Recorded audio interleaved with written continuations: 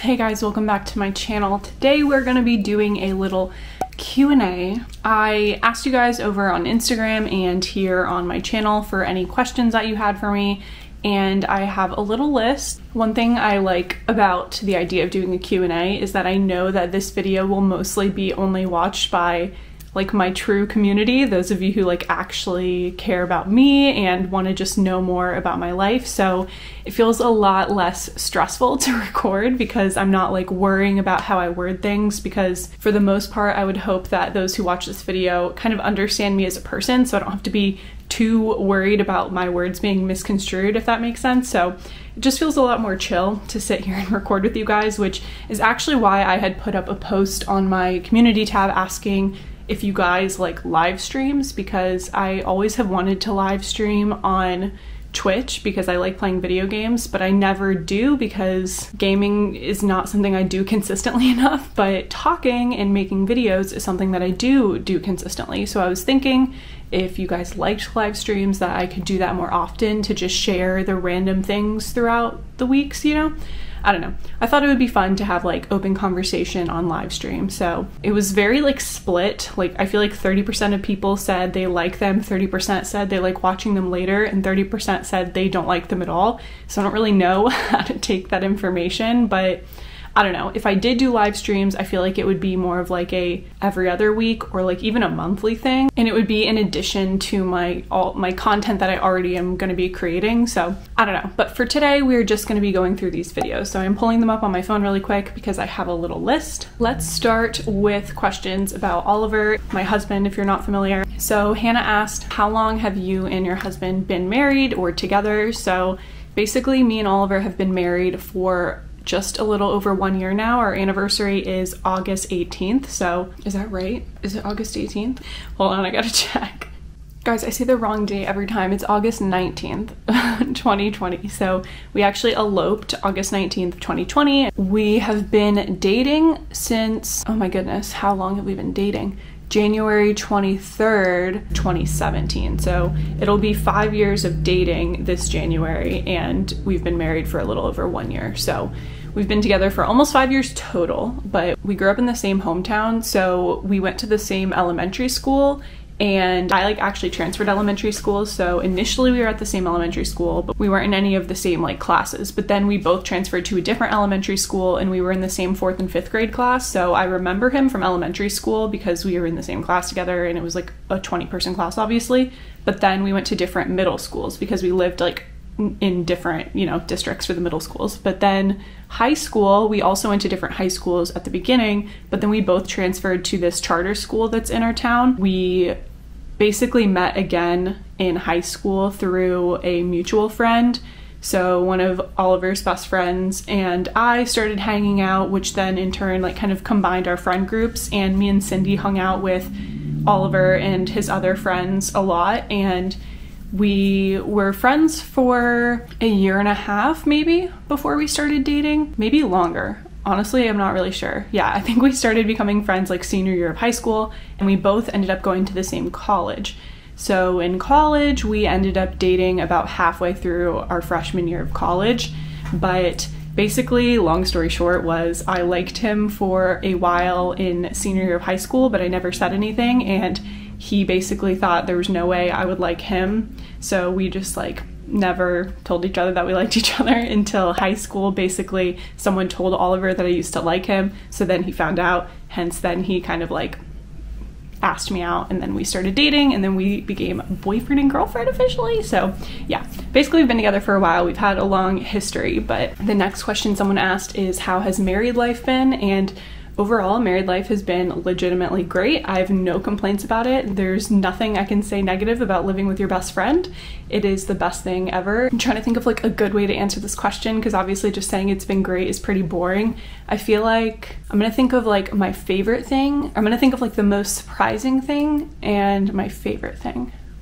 I would say the most surprising thing is how quickly things change. So when we first got married and Oliver moved up to DC to live with me, we lived in a studio apartment, and just the way we had to interact living in a studio together was very different than now. And me and Oliver are very independent people. Like, we have very much our separate like friend groups and our separate things we enjoy, but a lot of it also like overlaps, so it's kind of weird. But one thing that I've always known about us, like we've both always known, we enjoy spending a lot of time together, but then we also like to have our like separate time to like decompress and have time by ourselves. And so when we lived in a studio, it was very difficult to do that because it was obviously all one big room, and I talk a lot on the phone, on FaceTime with my friends. I've mentioned that in my videos before. And obviously living in a studio, I couldn't really do that all the time because I would just be like yelling in a studio, which is not ideal. Oliver likes playing video games with his friends and like talking with his headset and stuff. So again, like we couldn't really do the things that we were used to doing, like our main habits, which are like me talking on the phone all the time, him playing video games with his friends on his headset. So it was really difficult for us to have like that separate time. But the nice thing was when we first got married then and first lived together, we were like forced to hang out all the time and like really get comfortable around each other. And it was honestly like the best few first months of marriage just because we were so focused on spending time together. We did a lot of things together when we first got married, which is great. And I would cook a lot for us, and I don't know, we just had like a lot of like fun evenings in together, so I really enjoyed that. Although it did get to a point where we really needed our own space because we like to have our separate spaces. So we eventually moved into a 1-bedroom apartment. It was really like a junior 1-bedroom apartment, and we had like a sliding door to close off the bedroom. And really the main reason we did this was because Oliver works at a hospital doing overnight shifts, and I was working 9 to 5 from home. So it was really difficult for us to both like get quality sleep, and I was like going crazy during that time period, which is why we initially moved. And then we realized that the sliding door in that apartment that made it like a junior 1-bedroom and separated the bed from the rest of the living space really was not in any way a noise blocker. I was going crazy again because I felt like I needed to go around the house like a little mouse, being super, super quiet because he was trying to sleep during the day to work overnight shifts. And then I don't know, it just made it really difficult with like meetings online and stuff. So we had the opportunity to actually move only one apartment over from the one we were in. So like literally the neighboring apartment in our same building. So we moved again in the same building from a different apartment to the one we're in now. It's a 2-bedroom, 1-bathroom, and each time we moved, we were paying pretty similar in rent because once we first moved here and then as time went on, like rent got lower and lower because of everything going on. So we got pretty lucky with that, and now we're in this 2-bedroom, 1-bathroom, and both of the bedrooms are like full bedrooms with like legit closing doors, which is really nice. And this has been like the best case scenario for us, and the only downside is now when March comes and our lease ends, I'm not really sure what we're going to do in terms of where we live next, because I feel like we're super used to having a 2-bedroom now, and it would just really suck to have to go back to a 1-bedroom. But I don't know, if Oliver was able to like not work overnight shifts, a 1-bedroom would totally be fine. It's just that with a 2-bedroom, he can be in this separate space to like study at night or play video games or whatever he needs to do throughout the night, and I can like be in the other room and sleep. It just works best for us to have like these 2 separate spaces. So we can't really have like a desk in our bedroom. Like our bedroom is literally just for sleeping because we have such opposite schedules all the time. I'm actually in his office / our guest room right now because he's in our bedroom sleeping, and when I record I talk pretty loud so that the camera can pick it up, and the living room is too close, like you can hear it too well if I'm in the living room. So when he's sleeping, I like to come into this office and shut the door to be able to talk on the camera if I'm doing like a sit down video like this. So that is why it makes it kind of difficult, because he worked in overnight last night. He got home at like 8 a.m. this morning, and I got up and then he went straight to bed as soon as I woke up. So you see what I mean? It's just kind of difficult with a small space. So yeah, back to what I was saying. I think that's the most surprising thing, is how quickly things change. If I look at how things were 1 year ago when we first got married, it was just completely different than what it's like now. It just goes to show that your relationship is gonna consistently change, and things are always gonna be changing up, and you're going to be different, they're going to be different.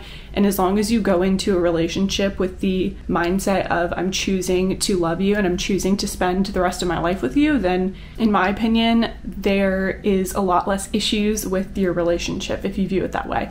And we both definitely went into our marriage with that mindset of we are both choosing to love each other unconditionally, like for the rest of our lives, not oh, we're so in love, let's get married, if that makes sense. Although of course that's true too, but I feel like this is really hard to explain in a Q&A video. Maybe this warrants a different video one day, but for now I'll leave it at that. That was the most surprising thing. And then my favorite thing has definitely been being able to cook for someone else, because I love cooking so much.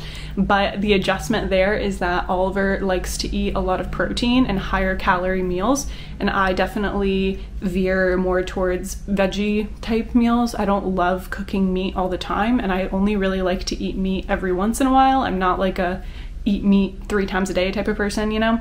So that's definitely an adjustment, is like trying to cook things that he would like and cook things that I would like.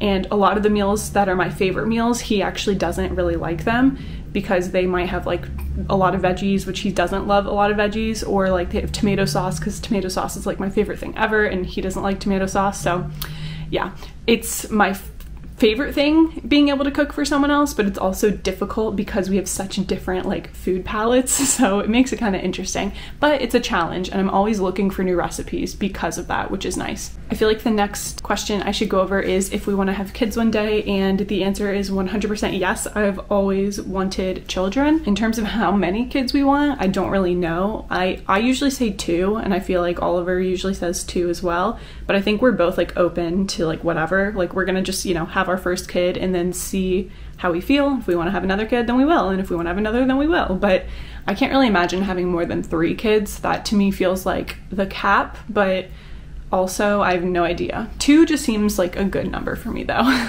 As for when we want to have kids, this is something that I'm actually trying to work on overall, because I have a really bad habit of setting a timeline for something, and then it's kind of like a pro and con. Like I set a timeline for something and then it tends to happen for me, which is good, because you know, I'm setting some timeline and then I make it happen somehow. Like I always said I wanted to get married before I was 23, and I literally got married the month before I turned 23.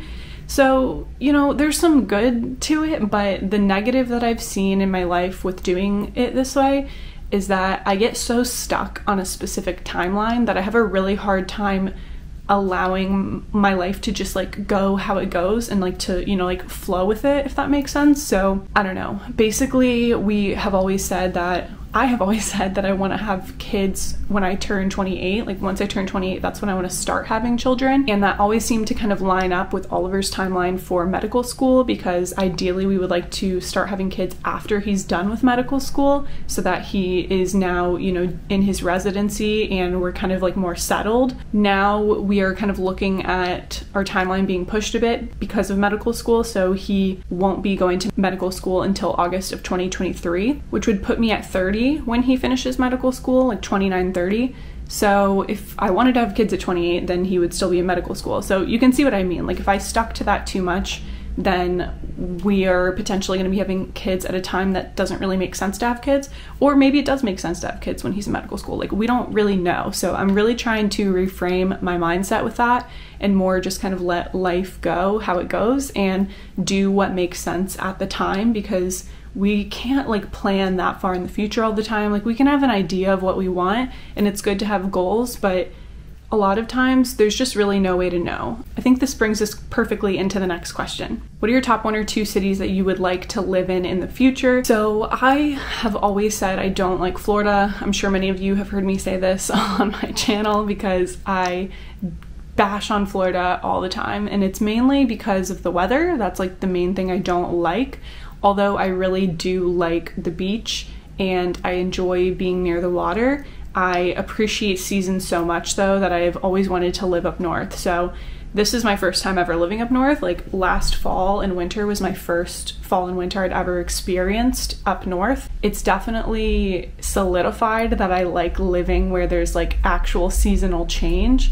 But at the same time, I have always known that once we have children, I do want to live closer to our families, and like I don't want to live a plane ride away from our families. I'd like to live a car ride away, because I don't want to bring children on a plane, and I do want my kids to be close with the rest of my family.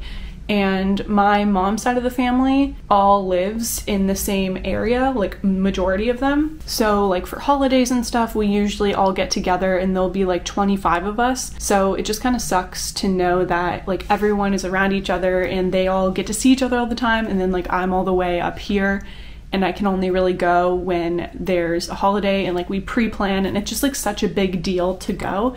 And I also really don't like riding on planes, and I think that's just kind of like a thing I'm going through right now, because I used to not mind planes at all, and I think it'll pass, but at the same time it's just still a pain to have to pay so much money to go visit my family, and also just in general to have to plan so far in advance. Like I can't just say like, oh, let's go to Florida and let's go tomorrow. Like it doesn't work like that. So lately I've been really feeling like Florida is where I want to go, and that's kind of what I'm leaning towards right now for March. Obviously this is like a joint decision with me and Oliver, but the thing is Oliver loves Florida, and he's always said that he would live in Florida his entire life, but he is a great husband and allowed me to come up here and followed me up here to live up north for a bit, and he's definitely open to living up north as well. But if anything, he's more leery about the idea of going back to Florida because he knows how much I really don't like it. And I think he's like scared that I'm just like, yeah, like let's go back to Florida, it'll be great, and then I'm gonna get there and like hate it. We're right now looking at the Orlando area to move to in March.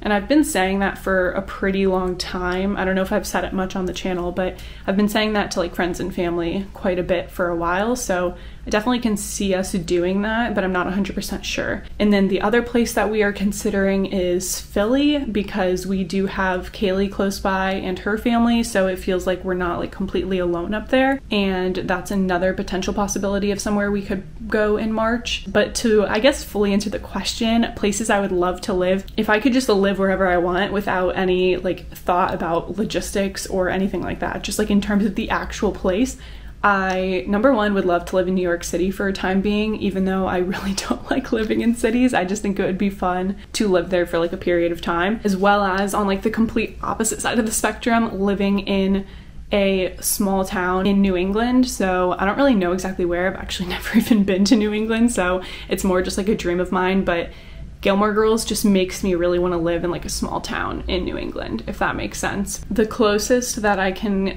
compare what I would like for like a small town would be Winter Park, which is like near Orlando in Florida. That is like my favorite place ever. Like I love it so much. I would say my top places I've ever been total would be Boston is my favorite big city I've ever been to. I absolutely love it there, but I think it would be much too cold for me, so that's why I don't really consider it, even though I'm saying New England, which is really cold. But I feel like I would enjoy living in the countryside in the cold much more than I would enjoy living like in a city in the cold, but who am I to say? I've never done it. My other favorite place I've been is Savannah, Georgia. It is like so my vibe. Like I can't take it. Like I feel like if you took all of the stuff in my house and just placed it in a house in Savannah, it would like look completely natural and make complete sense. Like Savannah is just my vibe, man. I love it so much. I used to want to get married in Savannah. Like that's where I wanted us to have like our wedding. And if we ever were to do something in the future to celebrate like our wedding, maybe like a vow renewal or something, to like have everyone there, because we didn't have any of our family at our elopement, then I would maybe do it in Savannah. I also used to always say I want to do it in Gainesville, since that's like where we first started dating, and there's like a specific park in Gainesville that I would like love to do it at. So it's between one of those two. But I love Savannah so much. And then my last favorite place that I've been to is Winter Park, Florida. So those are like my top 3 places that I've ever been to. And honestly, I would say Savannah and Winter Park I really like the most. I like those better than Boston even. I've really learned that living in a calm place is very high up on my priority list, and that's something I've found over the past year and a half living in DC. I've enjoyed living in a city, and I actually live in like a pretty quiet area of DC. Once I like move away, I'll tell you guys like exactly where I lived, and I'm sure some of you who live around here can already tell probably where I live somewhat. It's definitely a quieter area than a lot of other areas in DC. So even with that, I still kind of go crazy. So yeah, I don't know. It's just hard because I like on one hand really want to live in like this like historic home with so much property, and then on the other hand I want to live in like a high-rise apartment building. So it's like very difficult for me. But honestly, I think the thing I love about apartments more than anything is, number one, there's way less bugs if you live in like a newer building than there is when you live in a house. At least in my experience, all the apartments besides the last apartment I lived in Gainesville, I've never never had that many bugs ever in my apartment in my entire life. That was like the worst year of my life in terms of bugs.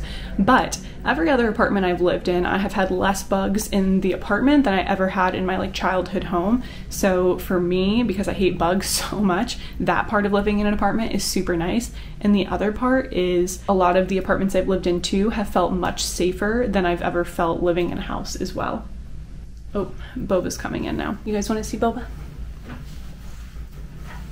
She's been very needy because I was in Florida for a while and then I went to visit Kaylee, and then I've been gone doing so much cat sitting that every time I come home, she's like obsessed with me. Yeah, the second one is I feel a lot safer in apartments, and I think it's because especially this is like the safest place I've ever felt like I've lived in, because we have a doorman and we often have a security guard in the lobby as well. Also, there's a key to get into the building, then you have to scan to go up the elevator, and then you would have to scan to get into our apartment. So it just feels super, super safe. Versus when I was growing up, I lived on like 5 acres, like out in the middle of nowhere. And I was always super paranoid. Like I would never want to be home alone growing up. Like I was just so freaked out about it, because I just felt like if anything happened, like no one would be able to hear me. I would just have to wait for the cops to show up, and like we lived so far out that I was always afraid they wouldn't like show up in time.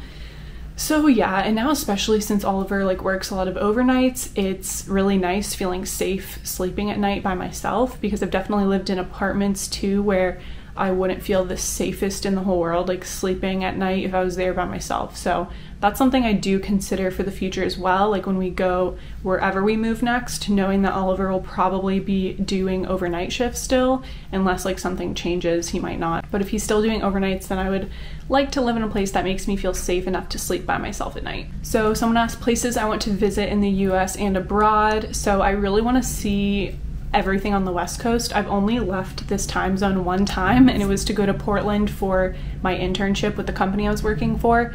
They sent us all the interns to Portland for 1 week because that's like where our main office was. That was the only time I'd been on the West Coast, the only time I left the Eastern time zone, and I really, really loved it. I definitely would not want to live over there. I'm much more of an East Coast gal, but I did like the atmosphere a lot, and I want to see everything there is to see over there. And me and Oliver have talked a lot about like doing a road trip over to the West Coast and like just sleeping in his car, like converting the back seat to a bed and like just road tripping for like a month.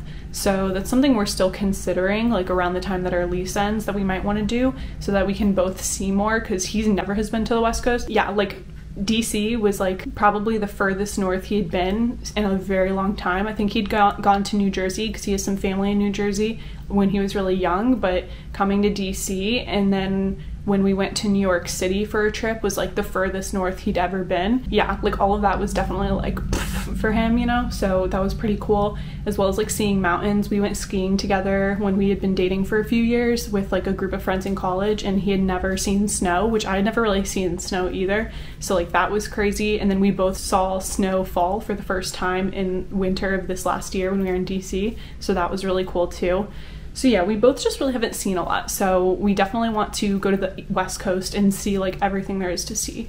And in terms of abroad, like that's such a hard question. I feel like I want to go everywhere because I've never been abroad. The only place I've been that required a passport was the Bahamas when I was like 8 years old. So I definitely want to go abroad. I would say my top choice would be to go to South Korea, because my best friend Cindy is in South Korea right now and will be there for like another 2 years. So I would love to go to South Korea to see her, and I really love Korea just in general. Besides that, definitely like Europe, anywhere in Europe I would love to go. I've also always wanted to go to Japan, pretty much everywhere. Like I really can't say. If you don't already realize, like I love all different types of Asian cuisine. So honestly, like Japan, China, South Korea, Thailand, I would love to go to all of those, but then would also love to go to Europe.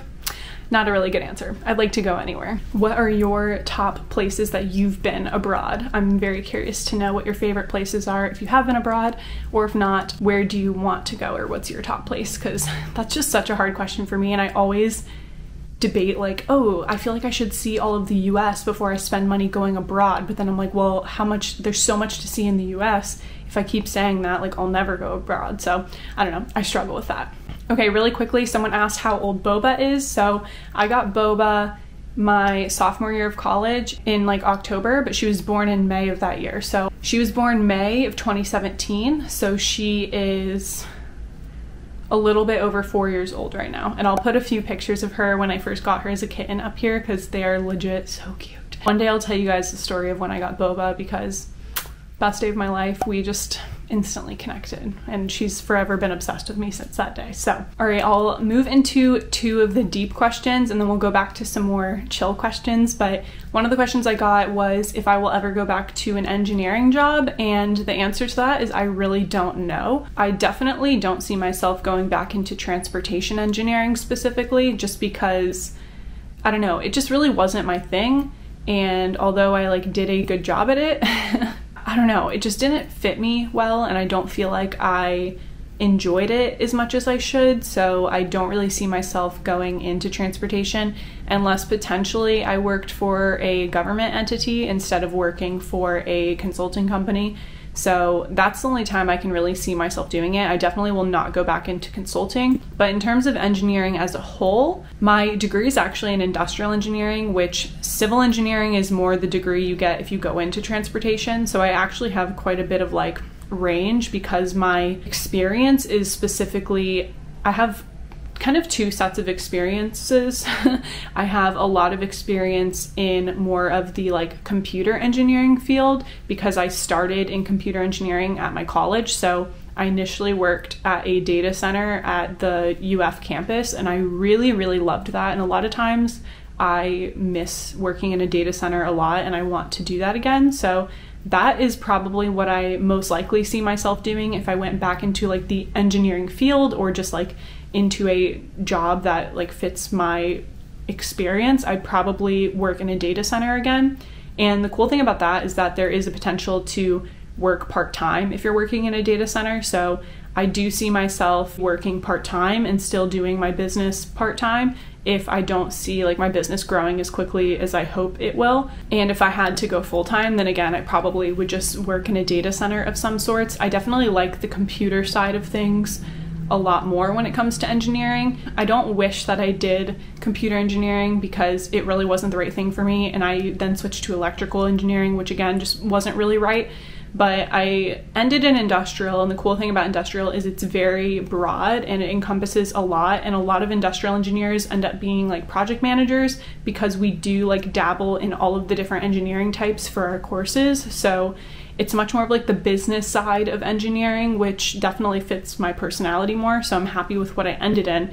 But then I found myself in transportation and I minored in urban planning to kind of like merge those 2 and focus on transportation before I graduated. And then one of my first internships was at the Florida Department of Transportation, but I was doing coding. So I was again focusing on like the computer engineering side. And then once I did that, I was able to again then steer myself more into transportation engineering to intern at the company I ended up working for. But yeah, I definitely see myself going more of the computer route. And then I always have the fallback of doing an entry-level industrial engineering position as well. And I could get into the actual like industrial field, which again is very broad. There's a lot of ways you can go about that, but I could apply for a legit industrial engineering position if I really wanted to. I definitely see the top one being going into data center work again because I really enjoyed that and I like working with technology. The people who work in that field definitely are more my people. I feel more connected with them, and I think that's really important in a workplace, is that you feel like you fit in with your coworkers, and not in terms of like your, you know, what you do outside of work. That's not as important, but more just like the vibe that you get. Because one thing I found with my college degree, and I don't know if any of you guys can resonate with this, when I was in my computer engineering degree and my electrical engineering degree, I felt super comfortable in my classes. Like I felt comfortable talking to people. I felt like I fit in with the people that were around me and that I worked with for school. And then when I switched to industrial engineering, I actually felt extremely uncomfortable, and I felt like I just didn't connect with any of the people in my major, and I actually didn't make any friends in my major until like the last semester of college. That was like the first time I made some friends that were in like the industrial engineering program. And I think a lot of that is just that I really just like didn't fit in. You guys probably haven't seen a lot of me in the past, but I I used to describe myself as like, okay, so this right here, this is like my favorite running joke with my friends, but this is this like armoire that in college I used to use as like my computer hutch, because it is actually a computer hutch. There's like a keyboard pull-out tray, a spot for your PC, whatever.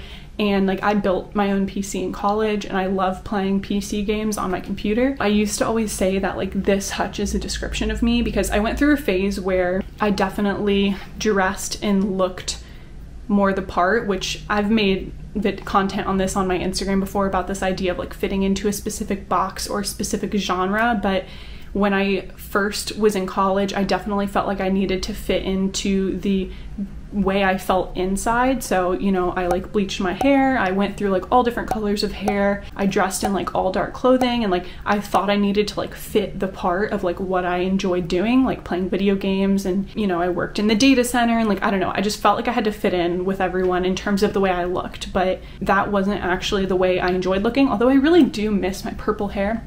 And yeah, if I can ever afford to do that in the future by a professional, because I used to do it myself, I would definitely do that. But doing it myself was very exhausting and like a roller coaster of emotions, because anytime you would mess it up, it would just be so depressing. So, and I loved experimenting with my style as well. I'm not saying that I didn't like the style that I was in, but I got to a point where I realized that like I can't keep trying to put myself into this specific box, and I started more experimenting with my style and just dressing the way that I wanted to dress, and like putting on clothes and doing my hair the way that I liked. And that was actually the start of the Instagram that I have right now, was me experimenting with that and trying to kind of find my style and my vibe. And I found that this hutch was a perfect description, because it's like very vintage looking on the outside. It's like all like, you know, woodsy, and I don't know, it's basically how my whole apartment looks now. Like a lot of people tell me I'm like cottage core, which I don't really think I'm exactly cottage core, but maybe that's like the easiest way to describe it. I mean, my apartment tour video, I put cottage core because I think it's the best description, although it's not like the woodsy cottage core. But then when you would open this computer hutch, it literally was filled with like RGB lights and like my PC build and like just all of this stuff, which if I have the picture of it, I'll put it here of what my PC hutch used to look like when it had my like computer in it and everything. But I was like, that's exactly how it is. Like on the outside, I look like this, but then you open it up and like I'm all technological and like I love playing video games and all of this stuff. So yeah, I don't know if that makes any sense. I probably sound crazy, but basically that was my long way of saying I definitely fit in way more with the computer group of people in college, and the industrial side just wasn't my vibe. And I don't know, I've always struggled a lot with like where I fit in and like thinking that was so important, but I've since found that you don't need to fit into any specific group or any specific box. We're all super unique people, and I think it's actually really draining to try to force yourself to be in a specific shell that you think that the world expects you to be like. And that was actually a big issue I had at my job as well, as I felt like I was like trying to be someone that I wasn't, and trying so hard to put on this specific front of like the type of person that everyone else at my job was, and it just was not working for me, and I felt so like unauthentic and drained from that. That's honestly why I really liked making YouTube videos, is I felt like I could actually like be my authentic self and like express myself in a true way, which I didn't have that experience at my job. So that is my long-winded answer. I would definitely go back to an engineering job if I needed to financially, or if I just decide I want to. And I'm really just keeping an open mind to what feels right for me at different times in my life. And right now, doing an engineering job does not feel right to me, and it might in the future. So you never know, maybe. So I feel like that kind of connects with the other question I got asked about this, which was, do you have a backup plan if you're forced to go back to the regular workforce? And I think I kind of already answered it. Like I would start by working part-time in like a data center job if possible, or potentially full-time if I decided I wanted to do that. I also definitely see myself working in a university, because the data center I worked in before was a university data center at UF. And I really liked working for a university, so I can see myself potentially doing that. Since I'm looking at Orlando, I have looked at jobs at UCF, and I've looked at jobs at Rollins College, and yeah, I've looked at different jobs. There's also some UF branches and buildings that are in Orlando, so I've looked at jobs at UF. and I do have connections with a lot of people at UF since I worked there for like 2 years in college. So I do consider that as a possibility, and I've kept that in mind whenever I'm considering like my future backup plans. And some days it seems really nice to be able to do that again, and like I kind of want to, but also sometimes I realize that it seems nice because it's like the easier route, if that makes sense. And it would be easy to just like drop this whole idea of, you know, building my own business and, you know, creating this content for you guys and just like go back to a regular job. But yeah, you never know. I might definitely do that if that's what makes sense for me and for my family as well whenever March comes and we decide what we're gonna do. So definitely stay tuned. But for me, I don't view that as a fail or like a failure, and that's something I would highly suggest for you guys if you're in a position and debating what to do because you're not happy in your current job. Don't start labeling going back to a job, if you quit your current job, going back to like a regular 9-to-5 as a failure, because it's really not a failure at all. There's nothing wrong with working a 9-to-5 job if that's what's right for you. And the thing is, what's right for you in your life is going to change as your life continues, and what feels right now might be completely different in 10 years. When I have children and when they're in elementary school, I might want to go back to a regular typical job where I go and work for someone else because it's less stressful for me and less pressure than working on my own business. That might be what I want to do. I have no idea. But right now, what I want to do is what I'm currently doing. So that would be my big takeaway for you guys, is do what feels right for you right now, and don't worry too much about what you're going to want in a year or 2 years or whatever, because when that time comes, you can pivot and change what you want to do. And I think this idea of we need to stick with what we started with and like see it through to the end. Like, to the end of what? To the end of our lives? Like, that's ridiculous. Like, if you really actually sit down and think about that, sticking through something to the end of your life just because you started it is such a waste of your life. Like, do what makes sense for you when it makes sense. Like, don't overthink that. If, like, for me, I've always said I don't want to live in Florida and that we're going to live in Florida in the future. So, like, I have all these, like, hesitations about us moving to Florida in March. I'm like, but like, we're supposed to move to Florida like once we have kids. Like, I don't want to move to Florida now. Like, then I'm never gonna live up north again. That's not true. Like, we might decide we do want to live up north once we have kids. Like, I can't allow myself to think about life like once I make a decision, I'm stuck in it. Like, that, just be open-minded with your own life, which I think is something that we have a hard time doing. Like, we always preach about being open-minded to other people's lives and their lifestyle, but be open-minded towards yourself. Like, you might change what you want, and there's nothing wrong with that. Like, I've obviously highly changed what I wanted, and my view of a career is just such a different concept than what it was a few years ago. So just keep an open mind and give yourself some grace and some patience. Like, it's okay to not know what you want and to change what you want as you go. Taking messy action towards whatever you currently want is the best thing you can do for yourself, and will actually help you to see if what you thought you wanted is even what you want. All right, this video is getting super long. Let's finish this up. So someone asked me, what are my favorite places to eat in DC? So let's see, that's a hard question. I'm very weird about where I eat in DC. I feel like I switch it up all the time, but I definitely veer a lot towards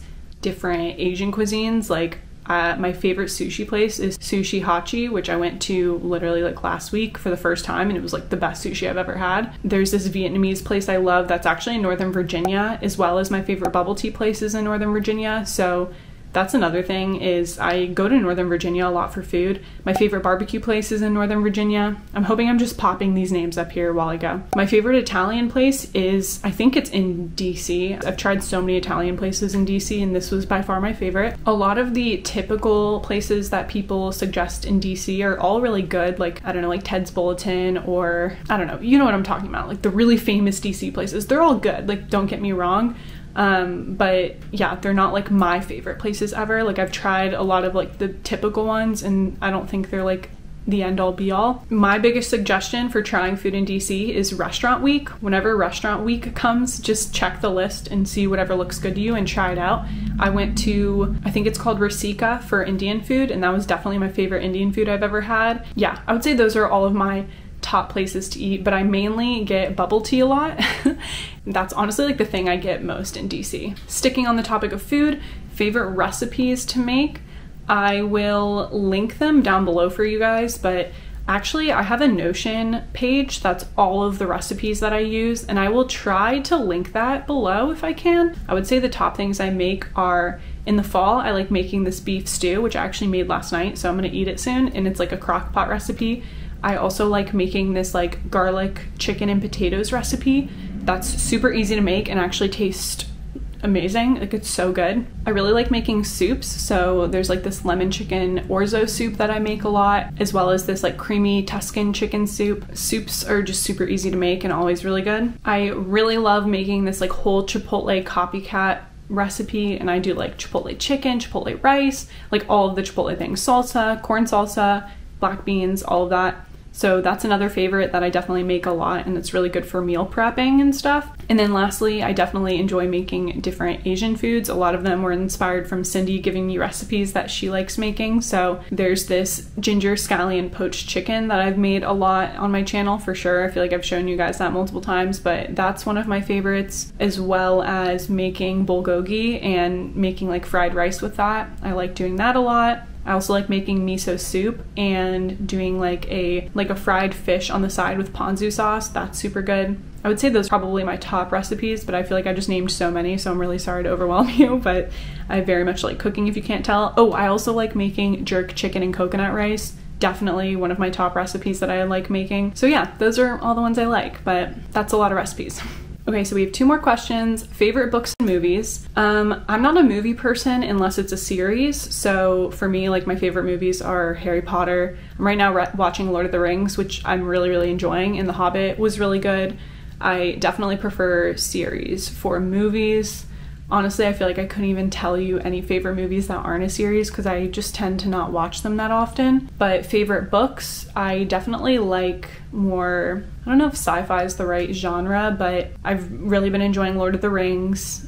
Again, really love Harry Potter. My favorite book ever is definitely The Name of the Wind, which is actually a series, but the whole series isn't complete yet. I don't even know if the author's ever going to finish the 3rd book, honestly, but the first 2 books were insanely good. I really, really liked them. Just like with movies, with books, I also like prefer series. I don't like just reading one book and it just being over so fast, unless it's like a more like self-help style book, which I do have a ton of favorite self-help books. Big Magic by Elizabeth Gilbert is probably my favorite self-help style book that I've ever read. That's probably, I'm just gonna leave it at that. That is like my all-time favorite book that like really inspired me to just more focus on what I like doing and like being creative and all of that. So I would suggest that one. But yeah, I'm not really a big like romance gal. I like when sci-fi books have like a romance component, but I don't like read romance books on their own, and I don't really read like just like young adult books. I'm not like a huge mystery book type of person.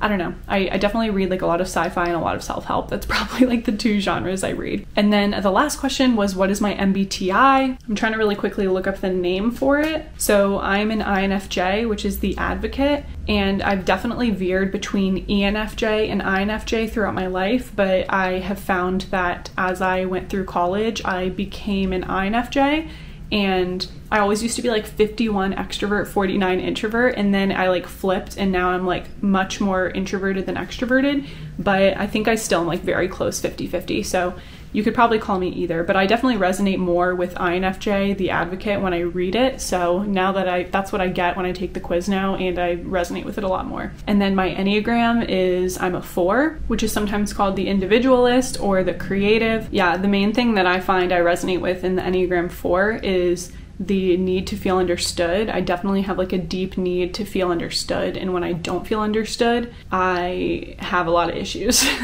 and I definitely get very emotional about it. So I really like when people listen to me and understand what I'm saying, as well as being able to express myself in a way that is like true to me, which again, like I talked about earlier with my job and stuff, like that's super important to me, is to be around people that I feel comfortable being myself with and having like deeper connections and conversations with. Wow, this video is much too long. But yeah, those are my personality types for those 2 different areas. And yeah, I hope that answers your question. What are you guys' MBTIs? I'm actually curious. I always find that I tend to attract like a specific type of MBTI group, so I want to see what you guys' MBTIs are. So if you watch through the whole video, leave your MBTI in the description below, which is your Myers-Briggs if you don't know what MBTI stands for. But yeah, I really want to know. I want to see if you guys have like similar MBTIs as people in my life, because a lot of my good friends and Oliver are like similar MBTIs, like in the same little range, so it's kind of cool. I think that's all the questions that you guys asked. I hope this video was interesting and fun to watch and you got like a little bit more of a feel into who I am, which again, like this would kind of be the format that I would go with for live streams, would be just talking about topics more deeply and answering any questions you guys have live, as well as just like sharing whatever's been on my mind the past few days, because I feel like I always have some different concept on my mind, whether it's from something I read or something I heard about or watched a video on or something I just had a conversation with someone about.